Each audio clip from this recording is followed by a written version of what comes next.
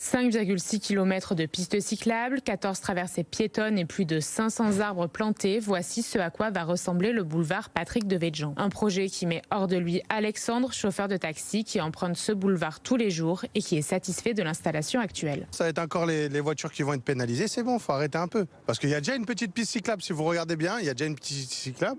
Regardez le nombre de cyclistes qui passent. Il n'y en a jamais, presque jamais. Rajouter 5 km, ça va être une catastrophe.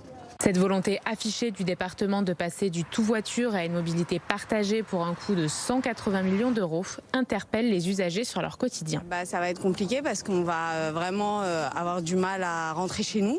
Maintenant que ça sera tout piéton, vélo, donc les voitures, il faudra qu'on fasse le tour, un petit détour pour pouvoir rentrer chez nous.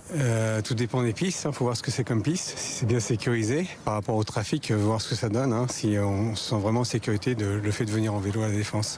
Le département se défend en mettant en avant les changements de mobilité. Globalement, sur la Défense, on vient à 90%, 92% en transport en commun.